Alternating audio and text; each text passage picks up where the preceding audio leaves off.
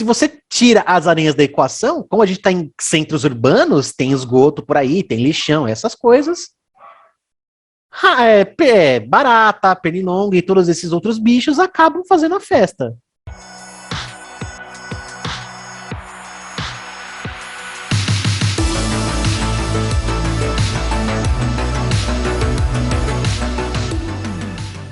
Oi, gente, bom dia, boa tarde, boa noite, seja o horário que vocês estejam assistindo, muito bem-vindos e bem-vindas. A gente está aqui com mais um quadro dos Jovens na Ciência, aqui no nosso canal. Então, boa tarde, Rodolfo, boa tarde, Senise. Boa tarde. Boa tarde, Sara, boa tarde, Senise, boa tarde, Stefan. Boa tarde, Stefan. E muito boa tarde. Muito boa tarde para o Stefan também, nosso convidado de hoje. Muito obrigada por aceitar o convite para participar aqui do nosso canal. A gente vai começar, como sempre, pedindo para o Stefan se apresentar um pouquinho, falar o que ele está estudando, aonde que ele está estudando. E é isso. Bom, gente, então, com licença, eu sou o Stefan, eu estou fazendo mestrado em Ecologia e Evolução na Unifesp. Eu sempre trabalhei com aranhas, sempre curti, adorei, amei trabalhar com aranhas, né? Na iniciação científica eu descrevi uma espécie nova de aranha. No meu TCC eu fiz um levantamento da araniofauna da cidade de Diadema, né? Baseado no parque que tem no borboletário. E agora eu estou fazendo uma comparação da diversidade de aranhas em matas de estágios diferentes de regeneração, né? Em mata secundária e em mata em regeneração. Por enquanto, é o suficiente para apresentar. Quem que está te orientando, Stefan? A minha orientadora é a Cibele Braganolo e a Fabiana Casarim é a minha co-orientadora. E como que você está começando essa pesquisa? Qual que é o objetivo principal da sua pesquisa? Bom, o objetivo principal é você descobrir como o estágio de mata afeta a diversidade de aranhas, né? Então, a princípio, nós vamos coletar os bichos para saber o que tem lá para poder fazer as comparações. Coletas essas que a gente não conseguiu fazer ainda por causa da pandemia, né? Infelizmente o parque estava fechado. Então, nesse meio tempo, eu tenho focado mais na bibliografia, mas agora em dezembro, que a situação já está um pouco melhor, todo mundo praticamente já tomou a segunda dose dos que estão envolvidos, aí a gente vai poder voltar a fazer as coletas, né? Até porque também dezembro é uma época muito boa para você conseguir pegar aranhas, né? Todas elas já estão maduras, né? Os bichos já envelheceram e logo logo vai começar a época de reprodução de bichos de teia, né? De aranhas de teia, as aranhas orbiculares. No meu TCC, como eu fiz ao longo do ano, eu não peguei uma época específica, tem os bichos mais adultos, eu acabei pegando muito bicho jovem, e para essa parte de análise, bicho jovem é horrível, porque você não consegue morfotipar ele, né, você não consegue saber exatamente qual que é a espécie, você chega no máximo no nível de família e beleza. Mas para esse tipo de análise de riqueza, é importantíssimo você conseguir chegar no nível de espécie, ou pelo menos um morfo-espécie, né, você saber que o gênero é esse, eu sei que esse bicho é diferente desse, mas eu sei que eles são do mesmo gênero, então você coloca SP1, SP2, você sabe que são espécies diferentes. Você não sabe exatamente qual que é a espécie, mas você sabe que são espécies diferentes. E a partir disso você consegue, né, passar nos estimadores de diversidade. Aí, para isso, jovem, você acaba não conseguindo chegar nesse nível, então é desperdício, né? É bicho que morre à toa. Mas para saber a abundância, né? Sabe que o lugar tem bastante bicho, mas diversidade fica triste a riqueza. E por que a aranha é uma família... desculpa, Sinise. Pode perguntar. Vai. Por que a aranha em específico? É uma preferência sua mesmo ou existe algum tipo de indicador que só as aranhas conseguem indicar? Aí ficou estranho. Então, é mais ou menos as duas coisas. Aranhas são excelentes bioindicadores, na verdade. Você consegue ver a qualidade de mata muito facilmente pela diversidade de aranhas, né? Geralmente, aranhas de teia gostam de lugares mais híbridos, né? Não muito, a mata não muito madura, mas a mata não muito detonada. Precisa ter árvores para elas conseguirem fazer as teias dela, né? E tem que ter bastante disponibilidade de empresa, insetos, voadores. Então, se a mata está muito detonada, é muita vegetação rasteira, você não vai encontrar muitas aranhas orbiculares, você vai encontrar mais bichos caçadores, tipo quitênide, que é a família das armadeiras, né, que são as aranhas errantes, licósides. Esse tipo de aranha você consegue encontrar com mais facilidade em lugares mais zoados, em lugares melhorzinhos você encontra uma diversidade um pouco melhor. Caranguejeiras você tem que encontrar em matas já bastante restauradas, porque caranguejeira é um bicho que precisa fazer uma toca, ele precisa já ter um local muito bem preservado para ele conseguir ficar, né? Tanto que você não encontra caranguejeiras assim tão perto de cidades. Tem algumas cidades que, bem perto de serra, assim, que está relativamente perto de um lugar bastante preservado, mas perto, assim, de cidades que tem muita mata rasteira, você não encontra. Tipo estrada, assim, difícil você encontrar. E porque, como eu disse, eu sempre fui apaixonado por aranhas, assim, desde criança. Eu era o tipo de criança que, quando ia pra praia, a gente tinha casa de praia aqui há muito tempo atrás, aí a situação ficou ruim, a gente teve que vender, né, mas quando a gente ia, chegava na casa, né, no meio lá de Boracéia, a casa era no meio do mato, então tinha aranha pra todo lado. E eu era o tipo que ficava, tipo, ali olhando as aranhas, tipo, nossa, que bicho da hora, que muito louco, meu Deus. E ficava ali, fascinado pelos bichos. Aí minha mãe sempre me falava que eu era aranhólogo, né? Eu sou o aranhólogo da família. E aí acabou virando, né? Acabou crescendo isso em mim.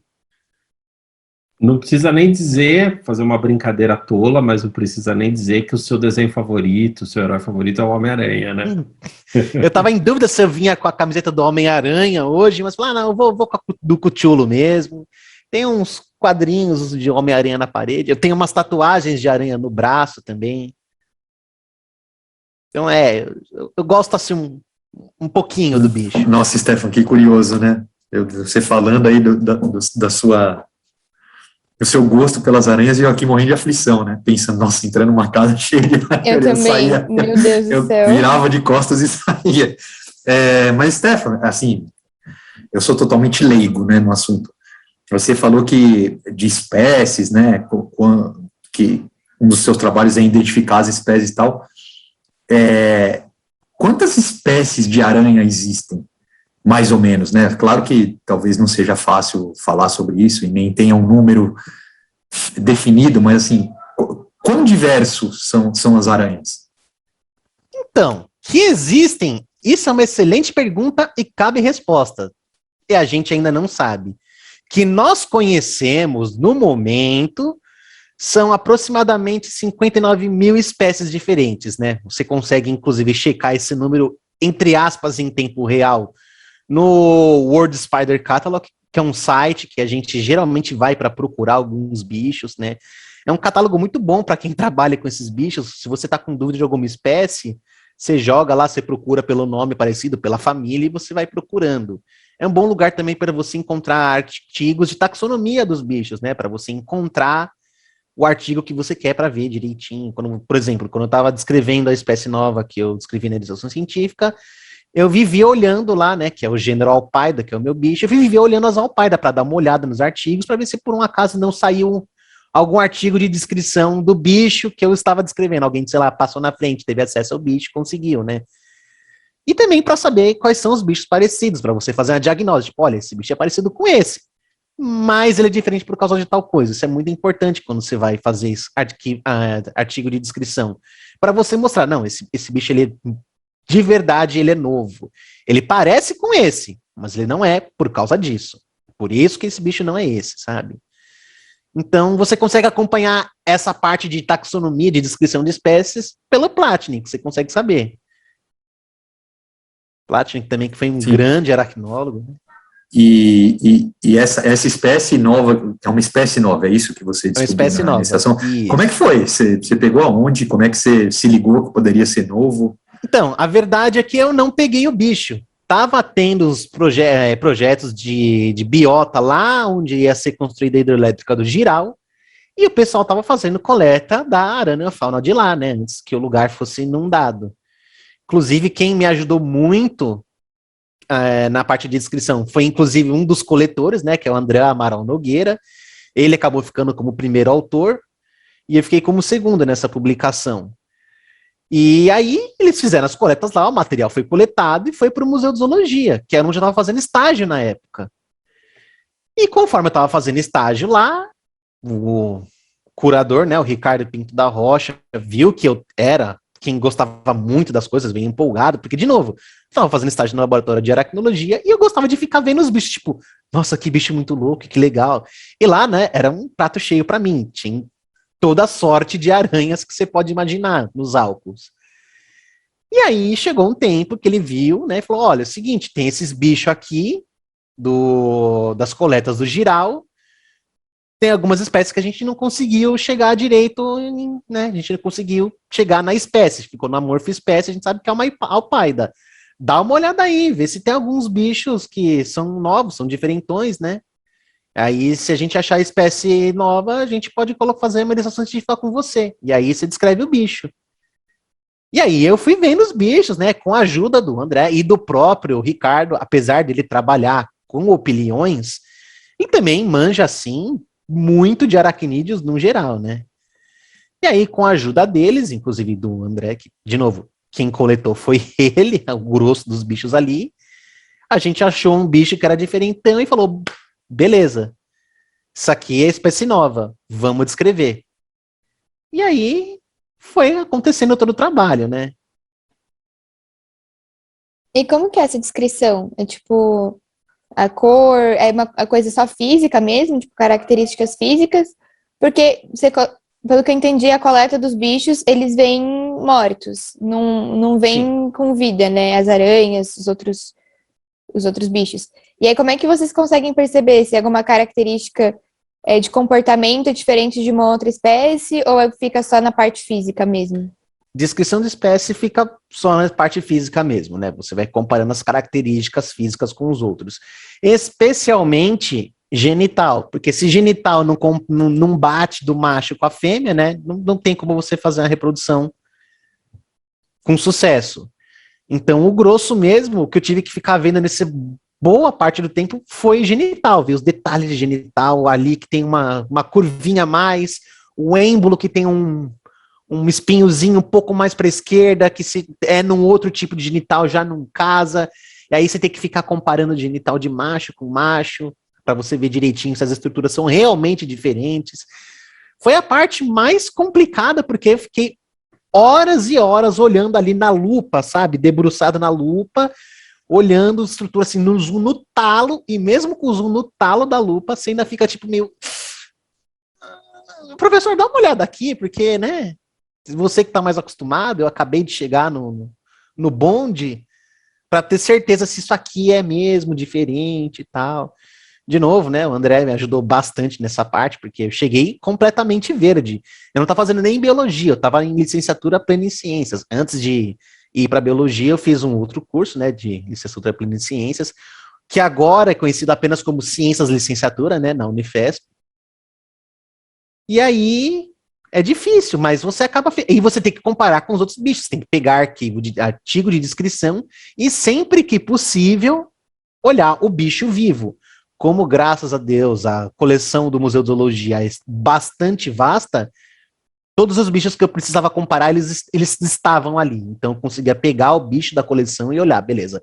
Vamos olhar os dois bichos agora. Então tem esse bicho aqui, agora eu vou olhar esse, ok...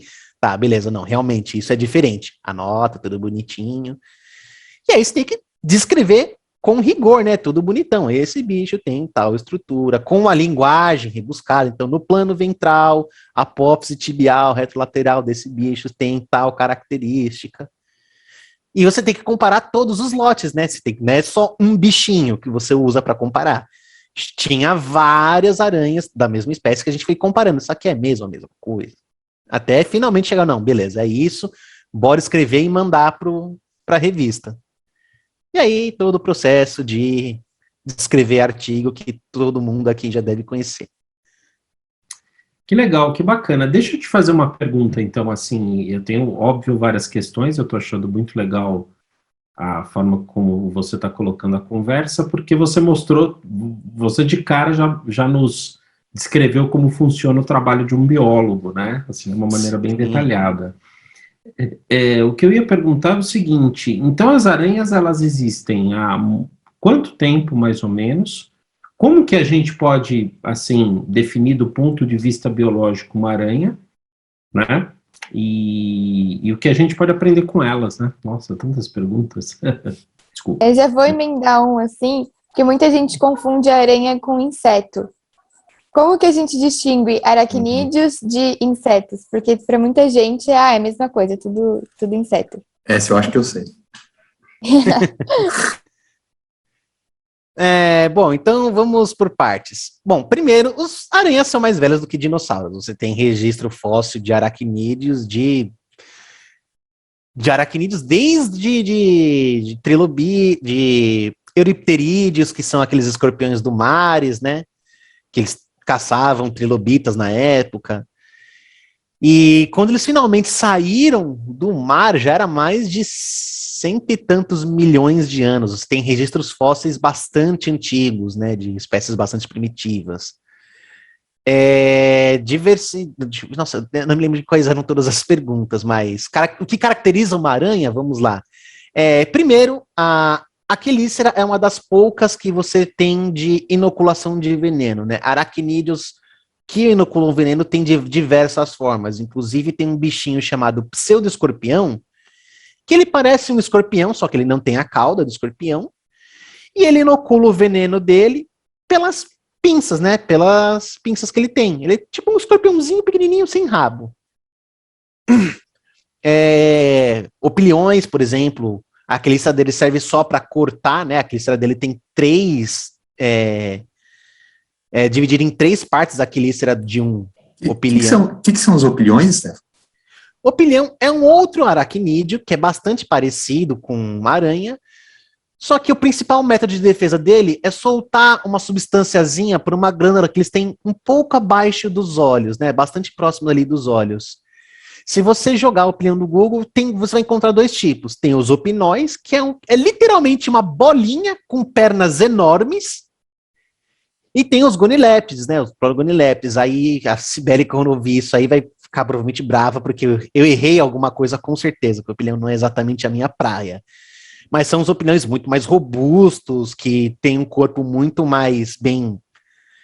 O exoesqueleto desses opiniões são muito mais bem robustos, eles têm os machos têm alguns espinhos nas laterais que eles usam para combater outros machos, para conseguir reproduzir com a fêmea, né? Então são os bichos mais bonitões, assim. E diferente de aranha, o opilião não tem veneno, né? Na verdade, a grande maioria dos aracnídeos não tem veneno. A aranha é um dos poucos que tem. Aranha, escorpião, pseudoescorpião, certo? Outra característica de aranha são as fiandeiras, que elas fazem a seda, né? Tem aranha que faz a teia, que são as aranhas de teia orbicular, e tem as aranhas, por exemplo, caranguejeiras e algumas e as aranhas caçadoras errantes, né? Elas fazem mais como se fosse uma seda, um lençolzinho, né? De seda, para conseguir geralmente forrar o ninho, né? A toca delas, no caso, fazer algumas trilhas de teias para conseguirem se localizar pelo local, ou atrair macho também, por feromônios. Caranguejeiras principalmente gostam de selar a toca delas com teia, com seda, que é quando elas vão ou fazer muda, né, porque a aranha faz muda parecido com cobra, né. Eu tenho, inclusive, algumas mudas aqui que eu posso pegar depois, eu tô cuidando dos bichos do laboratório, né, porque o laboratório tá fechado, e não dá para eu ficar indo e voltando para Diadema, especialmente durante a pandemia, né? Acho que agora, Você no final tá com do a aranha aí? ano... Eu tô com algumas caranguejeiras do laboratório. Viva? Aqui, vivas. Aí Meu eu tô Deus cuidando do dos céu. bichos enquanto não tem como eu ficar indo pro laboratório todo dia, né? Porque Dá para mostrar uma, Stefano? Claro, a gente mostra, eu mostro. Mostro, claro. Meu Deus do só céu, como que você dorme terminar com umas aqui. aranhas assim? Inclusive, minha cama é aqui e as aranhas estão lá do lado. Meu pai do céu, como que isso é possível? Que Todo dia antes de dormir, aflição. eu só não dou um beijinho, porque, né?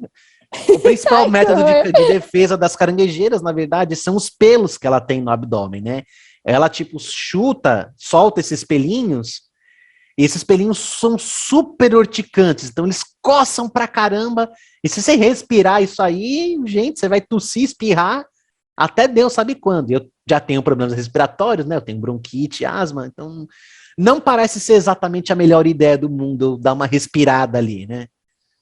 E você imagina, você beija ali no abdômen da aranha, todos os pelos aqui assim na boca, você já fica com a boca inchada e já, de novo, já estragou a sua semana já. Deve ser horrível isso. Ainda não aconteceu de eu tomar uma chute de pelos, mas estatisticamente falando, né, a probabilidade está meio contra mim. Melhor dar uma evitada, né? Exatamente. Você comentou que agora está numa parte mais de revisão bibliográfica por conta da pandemia, não está conseguindo pesquisar em campo, né? Como que é essa sua pesquisa bibliográfica nesse sentido e como que você está se preparando para essa pesquisa em campo quando for liberado? Como que vai ser esse processo?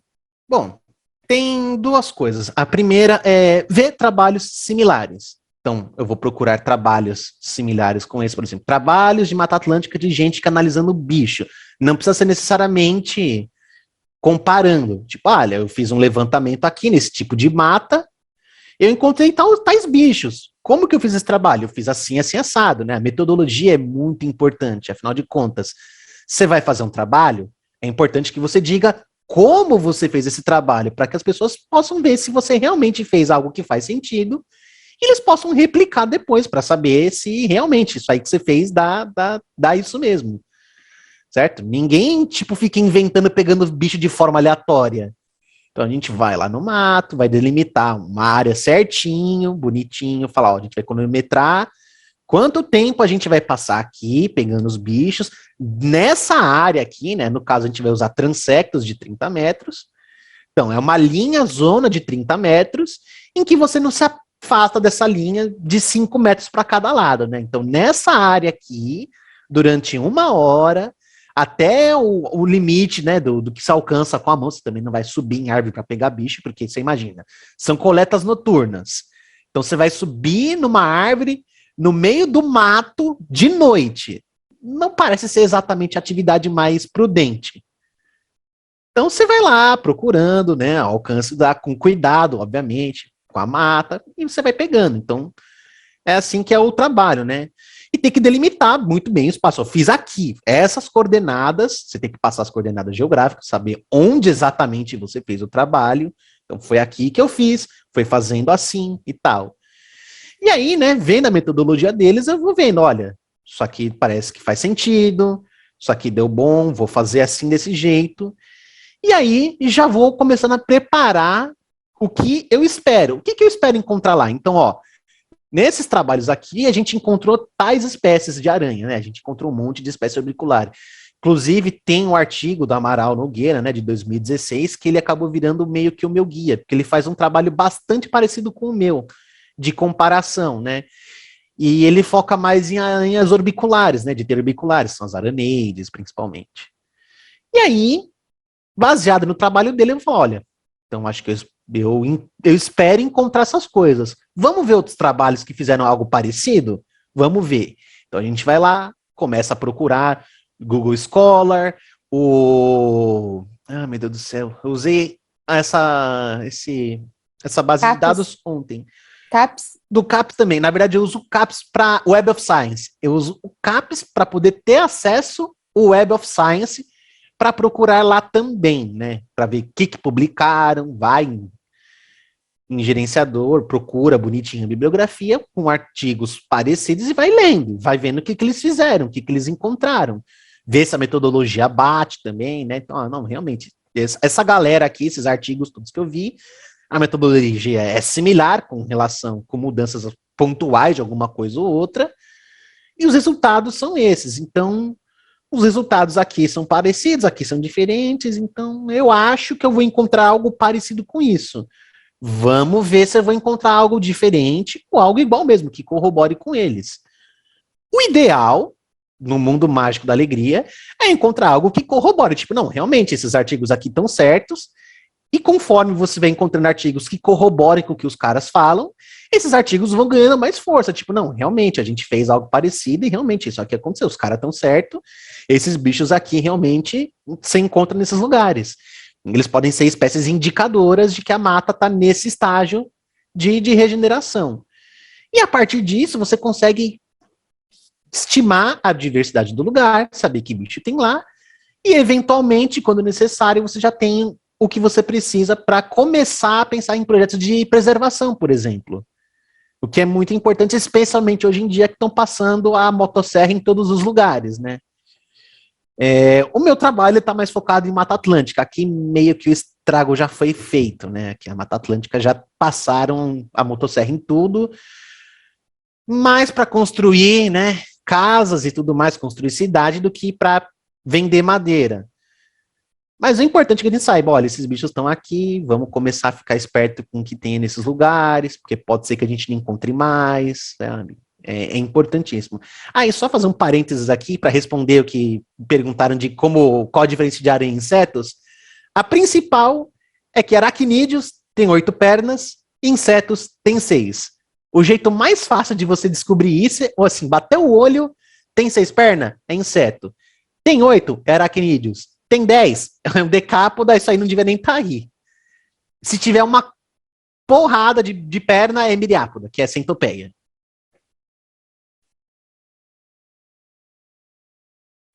Stefan, então, pelo que eu estou entendendo, a tua pesquisa, ela tem o foco, é o foco mais de classificar as espécies que são coletadas ali, ou é de a partir dos animais que vocês coletam, vocês chegarem a algum tipo de conclusão do ponto de vista ecológico? Olha, precisa preservar, está diminuindo o número de espécies, a diversificação está menor. Qual desses dois aspectos é o objetivo específico da tua pesquisa? É o objetivo mais ecológico, é para você saber o efeito do estágio da preservação da mata nas espécies que tem lá. Fazer a coleta, o levantamento é uma parte do trabalho. Eu preciso saber disso para conseguir fazer a estimação de riqueza e fazer o resto do trabalho, para saber a parte da conservação. Uma coisa não exclui a outra, elas são muito importantes para o trabalho em si. E como é que funciona em questão de bioindicador?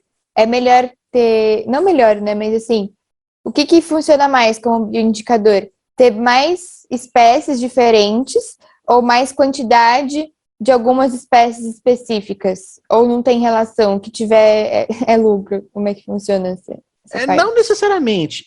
Geralmente um lugar bastante diverso mostra que o ambiente tem vários tipos de ambientes que podem abrigar espécies. Só que tem ambientes que naturalmente não são diversos. Por exemplo, ambientes árticos. Não é muito bicho que consegue aguentar lá. Já aqui em Mata Atlântica, espera-se que o ambiente seja bastante diverso. Então, para o nosso ambiente de Mata Atlântica, espera-se que seja bastante diverso. Você consegue encontrar toda a sorte de bicho, porque é extremamente rico a Mata Atlântica, né? Agora, se você encontra um lugar de Mata Atlântica com meia dúzia de espécies, já é um péssimo sinal. Você vê num lugar que você espera ser muito rico, você encontra com pouca coisa, já o lugar já está detonado. Alguém já meteu a mão ali, já passou, já fez alguma coisa, pode ter introduzido espécie exótica, pode ter feito qualquer coisa que a pessoa pode ter feito que já detonou o equilíbrio ali. Já no Ártico, se você chegar num lugar do Ártico e tiver 1 bilhão de espécies diferentes, aí alguma coisa está errada, principalmente que como que todos esses bichos chegaram aqui, como que esses bichos todos estão se mantendo aqui nesse ambiente super específico e hostil. Então, também tem alguma coisa muito errada aqui, a gente tem que descobrir o que é. Então, depende do bioma que você está estudando. E, Stefan, quais são os predadores naturais das aranhas? Ixi, tem bastante coisa. Por exemplo, da né? Mata Atlântica, que é o teu foco. Outras aranhas, vespas, tem aranhas que predam aranhas, vespas, passarinhos também acabam comendo aranhas, serpentes, sapos, alguns lagartos menores, tipo uns teius, acho que teiu, eu não me lembro se teiu é de Mata Atlântica, se alguém que saiba de herpeto, por favor, puder me corrigir, mas enfim, alguns lagartos também são predadores de aranha. Basicamente, tudo que for maior do que a aranha consegue se alimentar dela, ou que voe. infelizmente a gente não consegue, né? Tirando, obviamente, algumas aranhas orbiculares que ela vai ficar no meio da teia quietinha ali, esperando o bicho não perceber e bater na teia, mas aranhas caçadoras, por exemplo, como que eu falei, ctênides, licósides, caranguejeiras, esse tipo de coisa, qualquer coisa que voe já tá ali, já. Se o bicho vacilar, já dançou. Deixa eu te perguntar o seguinte, então eu entendi, bem interessante que você falou, por exemplo, das aranhas serem um indicador da, digamos assim, da qualidade de preservação de uma biodiversidade, por exemplo, no caso de uma Mata Atlântica, por exemplo. Aí eu queria saber o seguinte, o que mais a gente pode aprender com elas, né, assim, em termos de teia, em termos de hábitos, de comportamentos, e quais são as espécies, por exemplo, o Brasil tem algumas espécies que são peçonhentas, né? Então, outro dia aqui eu encontrei uma armadeira, achei que fosse uma aranha de grama, eu estava colocando ela para fora, assim, tal, não sei o que, de repente ela faz assim, né? Aí eu tive que, enfim. E aí eu queria saber disso, né? E perguntar também sobre outras espécies que existem no mundo, quais são as mais venenosas, menos venenosas, as que são realmente perigosas e tal, etc. Qual que é a maior aranha? Nós temos, nossa, isso é um assunto extremamente abrangente, tem tanta coisa para falar que eu poderia ficar o dia inteiro aqui. Eu vou tentar, então, dar uma resumida, tá? Bom, com relação à peçonha, bom, praticamente todas as aranhas são peçonhentas, todas elas têm um veneno e todas elas têm o potencial de inocular veneno. Quase todas, né? Temos duas famílias de aranhas, tem duas aranhas que não têm essa capacidade. Tem as cítodes, que são as aranhas cuspideiras, que aí ela cospe um tipo de cola com teia e veneno, mas ela, na verdade, não, é só tipo uma cola que ela cospe para poder prender o bicho. Então ela cospe uma cola com teia que ela cospe, né, pelas quelíceras, né, ela não cospe pela boca, pelas quelíceras, certo? Mas ela não inocula veneno. Outra que nós temos que também não inocula veneno são as ulobórides, que são aranhas de teia orbicular. Elas também não inoculam veneno na picada, certo? Elas são do tipo que espera o bicho bater na teia, enreda eles e pronto, tá enredado, agora sim eu vou comer esse bicho tranquilamente, fazendo a digestão dela, né, que é extracorpórea. Elas regurgitam um ácido para digerir o bicho e depois tomam um bicho de canudinho, certo? Aí agora, com relações a coisas que a gente pode aprender com aranhas, olha, eles são excelentes predadores de bichos que você não quer em casa. Por exemplo, baratas, pernilongos, mosquitos, essas aranhinhas de canto de banheiro, né, que são as fósseis, que parecem duas bolinhas pretas com pernonas enormes, que você geralmente encontra debaixo da pia, essas coisas. Esses bichos adoram comer aqueles mosquitinhos de banheiro, sabe, que parecem umas coisinhas pequenininhas assim com as asinhas. Caiu na teia, filho, é almoço delas. Tem outros bichos, por exemplo, Nesticotis rufipes, que é uma terídide, que também é aranha de teia, que geralmente faz no cantinho do quarto, ali em cima, no teto. E esses bichos aí também são excelentes predadores de pernilongos. Inclusive, olha só que coisa, o da dengue. Então, caiu na rede, filho. Eles são excelentes controladores de pragas urbanas, apesar deles meio que serem considerados pragas urbanas em alguns casos. Mas barata também, bicho passa para dentro. Então, se você quer ter a casa, se você quiser ter uma noite de sono tranquila no verão, que inclusive já chegou praticamente, é melhor você deixar as aranhas aí quietinhas, que elas vão dar cabo dos pernilongos. E como faz se não quer ter aranha também? Aí você vê o que você acha melhor. Você pode usar Baygon na sua casa, mas aí tenha em mente que você vai, né, tacar produto químico e Não é muito bom. nem sempre é a melhor ideia. Às vezes, se tiver com um problema muito grave, aí paciência, né? Mas, Stefan, eu tenho mais uma pergunta para fazer, mas eu queria fazer um comentário nessa sua última resposta. Mas até esses bichinhos já estão diminuindo também, né? Ou não? Por exemplo, eu lembro que era muito mais fácil de ver essas aranhas antes, quando eu era criança, do que eu vejo agora. É verdade. Acontece, né, gente? O pessoal sempre teve um medo gigantesco de aranhas. O pessoal, infelizmente, não entende direito e já vê aranha e fala: esse bicho vai me matar, esse bicho é perigoso e acaba matando, né? E isso faz com que, se você tira as aranhas da equação, como a gente está em centros urbanos, tem esgoto por aí, tem lixão, essas coisas, barata, pernilongo e todos esses outros bichos acabam fazendo a festa.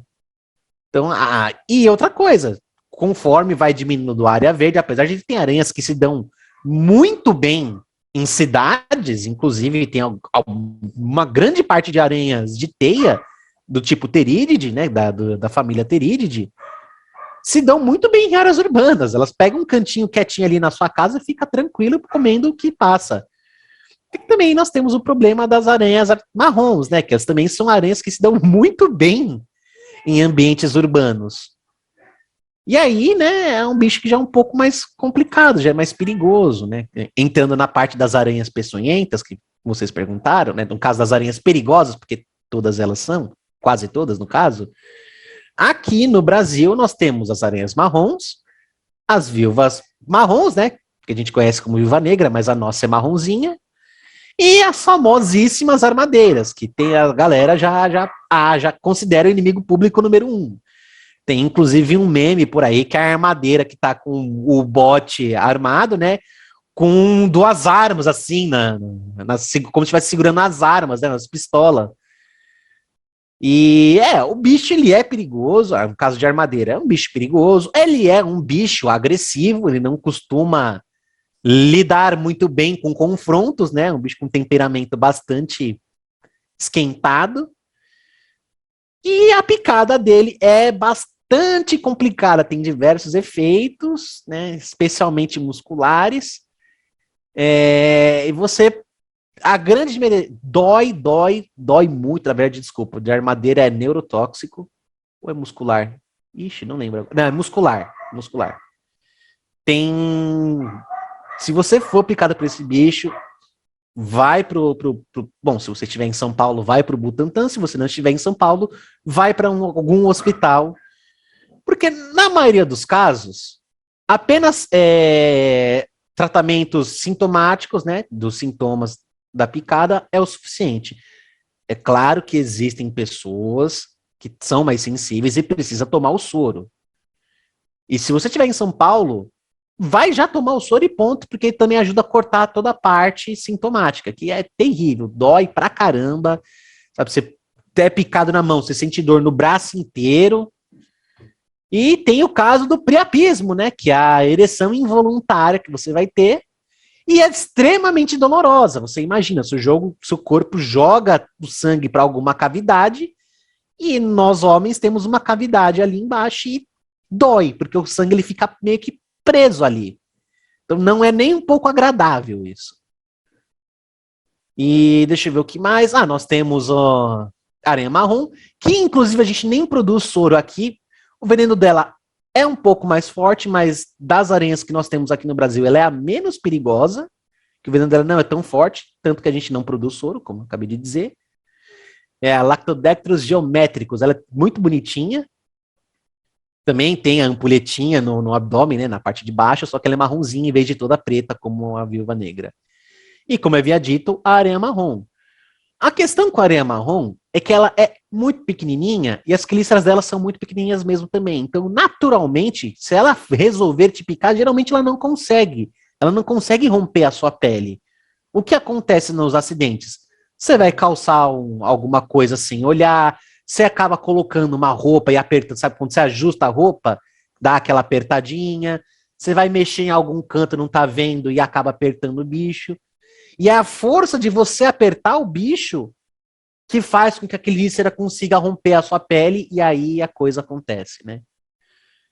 E aí, sim, Butantan para resolver isso, porque geralmente a picada você nem vai sentir.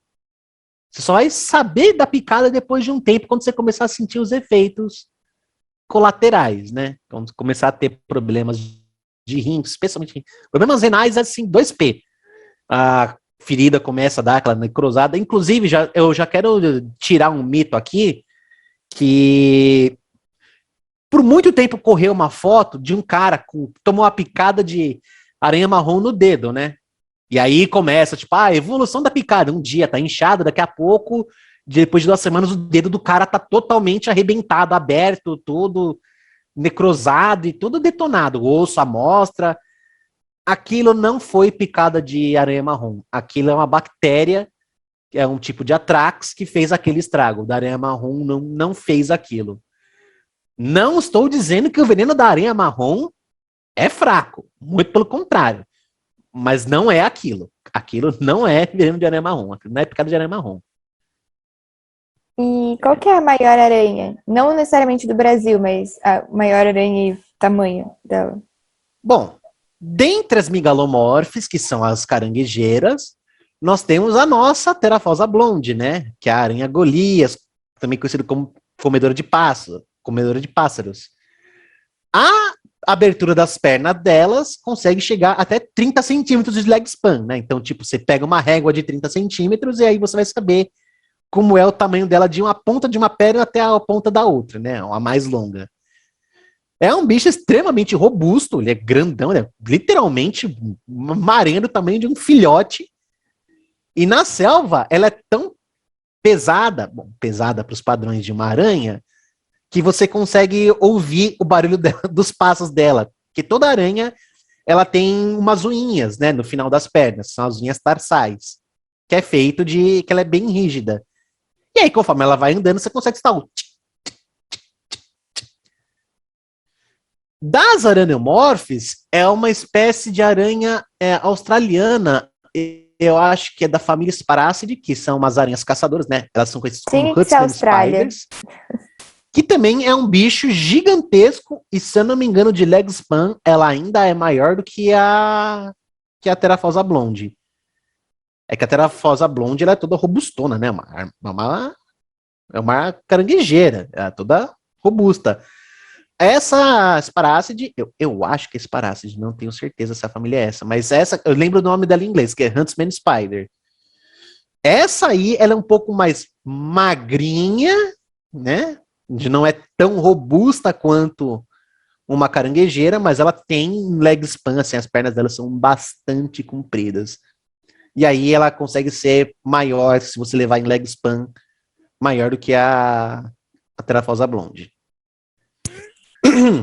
Nossa, Stefan, bom, estamos acabando, né? Infelizmente, nossa, tem um monte de pergunta, mas queria te fazer 2 perguntas, talvez, acho que para a gente já ir para finalizar, né? Primeiro, você já sofreu alguma picada? Já teve alguma coisa assim? Já teve que se tratar?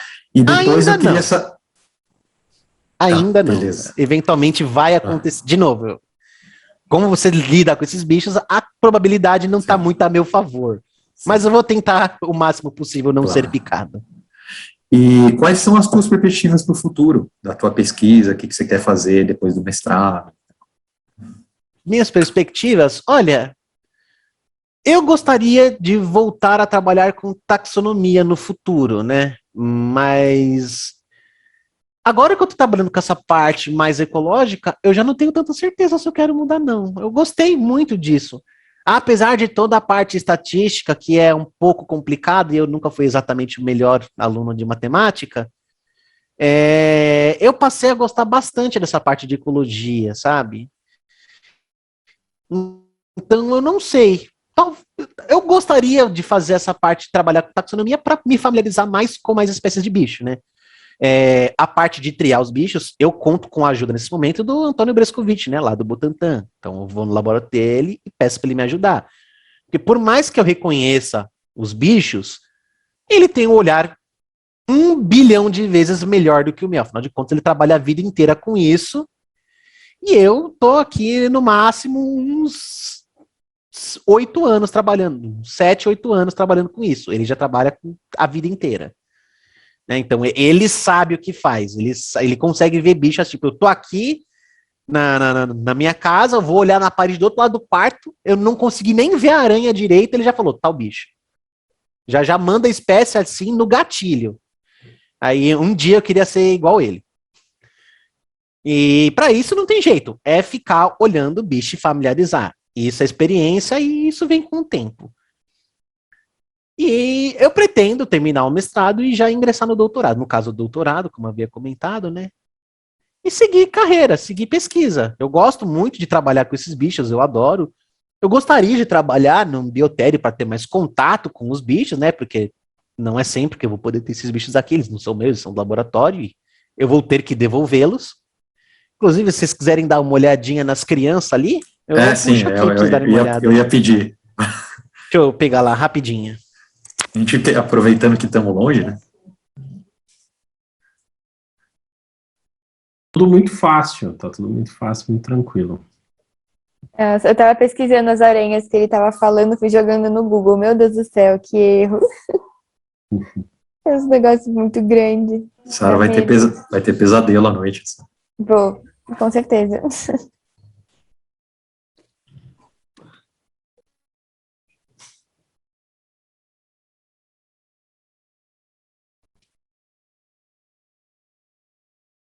Perdeu uma aranha. Que medo. Vê se não tá no bolso, né? Aí aparece a aranha andando nele, assim. Que horror. Opa, ai, tava procurando lanterna, não encontrei. Provavelmente vai estar um pouco escuro. A gente ficou com medo de você estar procurando alguma aranha. Ah, não. Aqui... Provavelmente o meu quarto tá um pouco... Usa o celular. Eu já estou usando ele como câmera. Aí, tanto é que eu vou pegar isso. Vamos ver o que acontece. Bom, primeiro aqui, olha, eu tenho umas mudas que eu guardei, né, dos bichos. Como eu havia comentado, eles fazem muda como se fosse cobra, né? Então aqui é só a casquinha delas, você pode perceber que tá aberta aqui, né? Tem uns buraquinhos aqui, que é por onde saem as perninhas dela quando ela vai fazer muda, né? Aqui eu tenho mais algumas mudas. Eu tenho de quando elas fizeram algumas primeirinhas, que elas eram pequenininhas ainda, peguei elas filhotes, né? Foi a doação do Laboratório de Aracnologia de Rio Claro, né? Do José Paulo Leite Guadanucci. Certo? Ó, a casquinha delas aqui, ó. E aqui, vamos ver, aqui eu tenho uma criança, e aqui que eu vou abrir para mostrar para vocês, eu tenho uma das minhas filhotas mais velhas. Você vai abrir a gaiola? Não sei Sim. se chama. Meu Deus do céu. Inclusive a tampa já foi. Nossa, que coragem. Aqui, vamos ver se vocês conseguem ver direito. Opa. Aqui ela. Aqui. Ai, meu Deus. Essa aqui é a Cantoscurria paulensis. Essa foi a doação lá do Laboratório de Aracnologia de Rio Claro, né? Do José Paulo Leite Guadanucci. Ela chegou, ela era uma pontinha, que a gente chama de spiderling, né? Que é a criancinha, bebezinho. E agora tá desse tamanhão aí. Inclusive, um dos raros momentos em que ela tá fora da toca. Geralmente ela fica quietinha na toquinha dela. Hoje ela resolveu passear.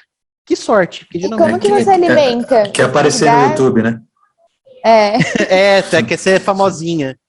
O nome dela é Pistola, que ela já me deu umas posturinhas de ameaça de duas vezes, eu acho. Eu usei ela muito para educação ambiental, para mostrar para a criança, né, fazer palestra, tipo, olha, gente, o bicho existe, ele não é malvado, ele só é uma aranha. Como é que você alimenta? Você dá... No meu laboratório da Fabiana, tem um pessoal que trabalha com baratas, né? Que é a Luciana. E aí, eu acabo pegando as baratas delas para dar para as aranhas. Grilos também, tenébrios. Aí, mas tenébrios tem que ser vivo? Tem que ser vivo. O bicho, ele precisa comer... Bicho vivo, ele não pega morto. Quando eles são crianças, né, quando eles são pequenininhos, eles acabam pegando o bicho morto. Então, eu pego geralmente um tenébriozinho pequenininho, eu corto ele pela metade e deixo as duas metades ali para ele. E aí, depois, né, quando escurece, quando ela tá com fome, ela vai lá e come o bicho morto mesmo. Mas depois que ela fica adulta, ela não come mais bicho morto, não. E aqui eu tenho outro filhotinho. Cadê? Essa tá pequenininha, mas vai crescer bastante. Deixa eu ver se eu consigo mostrar aqui legal. Peraí. Opa, isso. Não esconde não, filha. Volta aqui. Peraí, aqui. Que agora eu consigo ver melhor. Acho que ela se escondeu na toquinha dela. Ela é tímida, não quer aparecer no YouTube. Ela é mais quietinha. Cadê? Gente, acho que essa aqui não vai rolar de show. Opa. Essa aqui, ela tá dentro da toquinha dela, ela não vai aparecer. Tudo bem, vamos respeitar a privacidade. Eu tenho uma outra também que é grandona, mas essa ela nunca sai da toca de verdade. Essa eu gostaria muito de mostrar, porque eu acho ela linda e maravilhosa, mas eu não vou destruir a toca do bicho. Sim, por favor. Pra isso. Claro. Deu trabalho suficiente pra ela cavar e vai lá eu e... Depois ela pega raiva de você. Ô, Stefan, eu só quero... Eu sei que a gente está no finzinho da conversa, mas eu queria te perguntar sobre a questão das teias, né? Porque eu lembro de ter lido alguma coisa há muito tempo atrás falando sobre que os seres humanos gostariam de tentar reproduzir, né, as teias de aranha, sei lá, para tecidos, para uma série de coisas, que é o material, né? Tem uma engenharia de materiais aí por trás. Sim. Eu queria saber do que elas são feitas e se é possível essa reprodução, essa síntese pelos outros. Teias já tem alguns trabalhos sobre isso. As teias, elas são feitas principalmente de proteínas. É literalmente uma estrutura de proteína muito bem feita. E a elasticidade e a resistência dessas teias são incrivelmente fortes. Elas têm uma elasticidade muito maior do que aço, e a resistência ali é nível Kevlar, sabe? Que é colete à prova de balas. E elas são incrivelmente mais leves. Então, tem uma parte toda bioquímica de estrutura de materiais para você conseguir fazer coisas com teia de aranha. Mas é difícil. É uma estrutura que a teia, quando ela está dentro da aranha, ela é líquida. E a hora que ela expele pela fiandeira, aí que ela enrijece e aí vira a teia barra seda, né? Lembrando que cada aranha tem uma composição diferente. Por exemplo, a aranha da teia dourada, né, que é a famosa ai, meu Jesus. Era triconéfila, mudou recentemente o gênero delas, né? Eram néfilas, agora são triconéfilas. As triconéfilas clávipes têm uma teia que são incrivelmente resistentes, né? Que é a aranha da teia dourada. Inclusive, quando bate o sol, a teia dela fica amarelada, que daí que surgiu o nome. Caranguejeiras fazem seda. Ela não usa um fiozinho de teia bonitão, é tipo um cetinzinho mesmo que faz. Então a composição é diferente. Então depende de cada aranha. Mas, via de regra, as teias de aranha são muito resistentes. E valeria muito a pena a gente fazer isso. Tem alguns lugares que tem, inclusive, que a gente chama de fazendas de aranhas, né? Que eles tentam tirar, mas a aranha não produz tanta teia assim por dia, então ia precisar de milhares de aranhas para você conseguir alguma quantidade significativa de teia para conseguir produzir alguma coisa, né? E já mexe com uma questão do bem-estar do animal, né? Tem um monte de... Sim, não compensa você ter tudo isso de aranha e o estresse que você causaria para todas elas. Então, é muito esforço para pouco resultado. Vale muito mais a pena a gente conseguir sintetizar no laboratório, descobrir direitinho como faz isso, e a gente sintetizar do nosso jeito. Porque usar aranha para isso não compensa. É muito pouco teia feita por aranha. Não vale a pena. Sim. Stefan, demais. Quem diria que um assunto aranha que me deixa meio com aflição, acho que várias pessoas, seria tão interessante, na verdade, e tão educativo, porque, nossa, eu aprendi muita coisa com você, o jeito que você fala é bem didático até, inclusive. Até ia perguntar se você tem vontade de ser professor. Eu já dou aula de ciências para o 8º ano, eu já dei monitoria na faculdade, e agora, em novembro, eu vou dar um curso de aracnologia voltado mais para licenciamento ambiental, mas a gente vai falar bastante, não só de aranhas, como de outros aracnídeos também. O curso ainda está terminando de ser organizado, a gente ainda não tem direitinho, a gente sabe que vai ser em novembro, provavelmente segunda semana de novembro. Mas a gente está terminando, assim, de arrumar os detalhes finais, né? Muito então pronto, quando tiver os detalhes, você avisa a gente que a gente divulga no canal. Aviso, sim, claro. Você com o Instituto Eco. Beleza, aí você avisa a gente. Rodolfo, Carlos, vocês querem falar mais alguma coisa? Eu só queria agradecer ao Stefan pela excelente conversa, ter mostrado aí os bichinhos. Fiquei com aflição, talvez eu tenha pesadelo à noite, mas foi ótima conversa. Obrigado, Stefan. ter aceitado o convite e ter conversado aqui com a gente. O prazer é todo meu, parabéns pela pesquisa. Muito obrigado.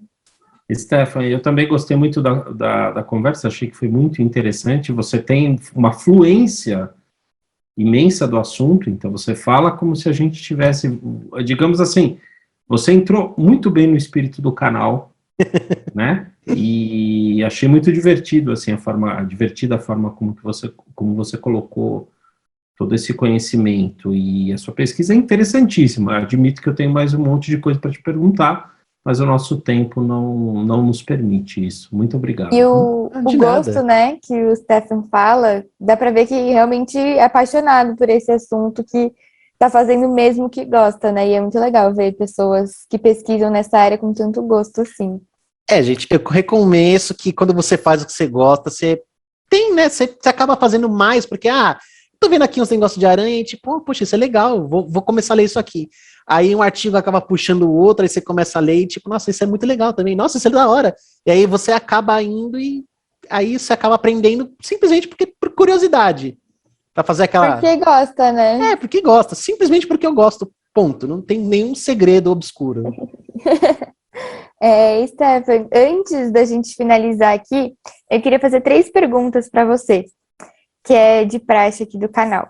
A primeira delas, eu queria que você falasse um livro que você gosta muito, não precisa ser necessariamente educativo ou do tema da sua pesquisa, mas um livro que você, como pessoa, gosta muito.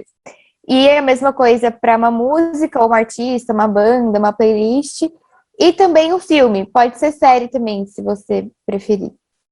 Essas 3 perguntinhas. No caso de livro, eu posso falar um conto? Pode. Então seria Nas Montanhas da Loucura, do H.P. Lovecraft. Eu acho que eu consigo me ver ali. Eu seria o cientista que fica, tipo, pesquisando, tipo, ai meu Deus, tem uma coisa nova aqui, que da hora, vamos ver. Já li, aí a coisa ótimo. desanda, né? Eu consigo me ver perfeitamente nesse livro. De música, vixe, minha música favorita já mudou tantas vezes nos últimos anos.